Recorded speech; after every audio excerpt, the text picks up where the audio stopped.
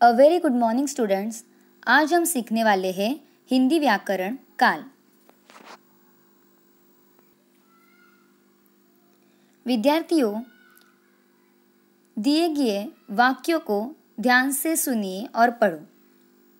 पहला, सामग्री के लिए आवश्यक राशि जमा हो चुकी थी। दूसरा, लड़का पिता को पानी पिला रहा है। तीसरा वाक्य है, इन्हें अपराध के अनुसार दंड देंगे। इन वाक्यों में पहले वाक्य में क्रिया हो चुकी है, दूसरे वाक्य में क्रिया हो रही है और तीसरे वाक्य में क्रिया होने वाली है।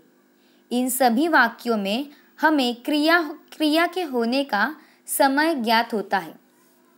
इस प्रकार क्रिया के जिस रूप से किसी कार्य के करने या होने के समय का बोध होता है उसे काल कहते हैं। अब विद्यार्थियों, काल क्या होता है? काल का अर्थ होता है समय। क्रिया के जिस रूप से कार्य के होने के समय का पता चले उसे काल कहते हैं। अर्थात कार्य व्यापार के समय और उसकी पूर्ण और अपूर्ण अवस्था के ज्ञान के रूपांतरण को काल कहते हैं।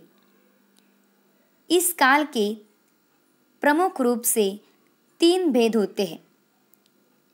पहला वर्तमान काल, दूसरा भूतकाल और तीसरा भविष्यकाल। विद्यार्थियों, आगे दिए गए वाक्यों को पढ़ो और सुनो। पहला, अनिल तुम क्यों रोते हो? दूसरा, खेल तो ग्रामीण जीवन की आत्मा है। तीसरा वाक्य, पुलिस कई वर्षों से इन डाकुओं की तलाश कर रही है। विद्यार्थियों, इन वाक्यों में रोते हो, है और कर रही है क्रियाओं से पता चलता है कि कार्य अभी हो रहा है, इसलिए ये क्रियाएं वर्तमान काल की है। क्रिया के जिस रूप से यह ज्ञात होता है कि कार्य अभी हो रहा है अर्थात चल रहा है, उसे वर्तमान काल कहते हैं। अर्थात क्रिया के जिस रूप से चालू समय का बोध होता है उसे वर्तमान काल कहते हैं। जैसे विद्यार्थी पुस्तक पढ़ता है, घंटा बज रहा है, मैंने खाना खा लिया है। इसी प्रकार वर्तमान काल के 3 प्रकार पढ़ते हैं। पहला सामान्य वर्तमान काल, दूसरा अपूर्ण वर्तमान काल और तीसरा पूर्ण वर्तमान काल। पहला है सामान्य वर्तमान काल। क्रिया के जिस रूप से यह पता चलता है कि क्रिया वर्तमान समय में बोलते करते पाई जाती है। सामान्य वर्तमान काल के वाक्य के अंत में ता, ती, ते के बाद है, हु, हो यह पाया जाता है। जैसे वह खाना खाती है, मैदान में बच्चे दौड़ते हैं, रोहन पढ़ाई करता है।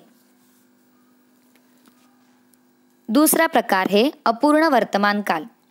क्रिया के जिस रूप से यह पता चलता है कि क्रिया वर्तमान समय में हो रही है अर्थात चालू है, उसे अपूर्ण वर्तमान काल कहते हैं। अपूर्ण वर्तमान काल के वाक्य के अंत में रहा, रही, रहे के बाद है, हु, हो यह पाया जाता है। जैसे घोड़े दौड़ रहे हैं, रोहन गाना गा रहा है, माँ खाना बना रही है। तीसरा प्रकार पूर्ण वर्तमान काल। क्रिया के जिस रूप से यह पता चलता है कि क्रिया वर्तमान समय में शुरू होकर अभी अभी समाप्त हो चुकी है। जैसे मैंने खाना खा लिया है, वे लोग बाजार गए हैं, रीना पुस्तक पढ़ चुकी है।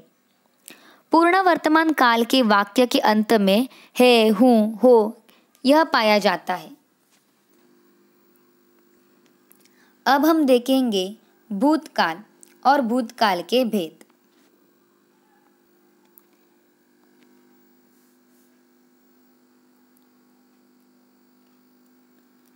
नीचे दिए वाक्यों को पढ़ो। पहला, सुनील अपनी माँ से पिटकर सोया था। दूसरा, चिंकी को 2 बेटों के उपहार मिले। तीसरा, कल तुमसे बात हुई। इन वाक्यों में सोया था, मिले और हुई क्रियाओं से पता चलता है काम समाप्त हो चुका है, इसीलिए ये क्रियाएं भूतकाल की है। जहाँ बीते हुए समय में किसी कार्य के होने का बोध होता है, उसे भूतकाल कहते हैं। भूतकाल के मुख्य रूप से 3 प्रकार होते हैं: सामान्य भूतकाल, अपूर्ण भूतकाल और पूर्ण भूतकाल। पहला, सामान्य भूतकाल।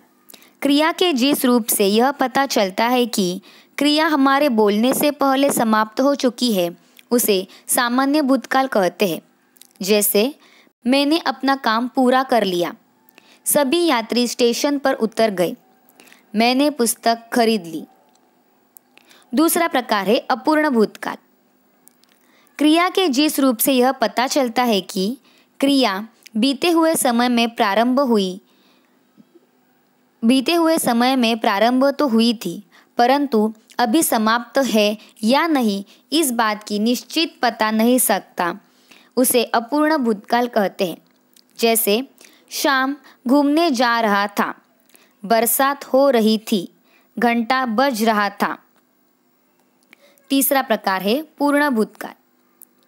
क्रिया के जिस रूप से यह पता चलता है कि क्रिया बीते हुए समय में आरंभ होकर बहुत पहले समाप्त हो चुकी थी, उसे पूर्ण भूतकाल कहते हैं। जैसे, स्टेशन से गाड़ी छूट गई थी, मैंने अपना काम पूरा कर लिया था, वे लोग घूमने गए थे, इत्यादि। अब हम देखेंगे भविष्यकाल और उसकी परिभाषा व भेद। नीचे दिए गए वाक्यों को पढ़ो। पहला, मैं जवाब नहीं दूंगा। दूसरा, इनके अपराध के अनुसार दंड देंगी। तीसरा, क्या हम इसी प्रकार पढ़ाई का नुकसान करते रहेंगे। इन वाक्यों में दूंगा, देंगी और करते रहेंगे क्रियाओं से पता चल रहा है कि कार्य आने वाले समय में होता है। ये भविष्यकाल की क्रियाएं हैं।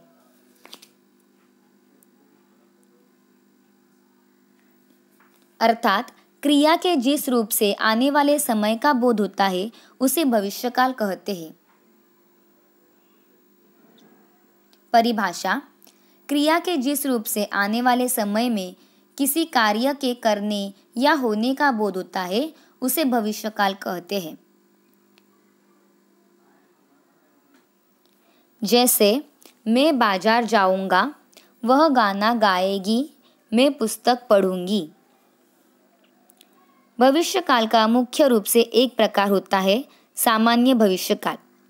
क्रिया के जिस रूप से यह पता चलता है कि क्रिया आने वाले समय में होने वाली है, उसे सामान्य भविष्यकाल कहते हैं।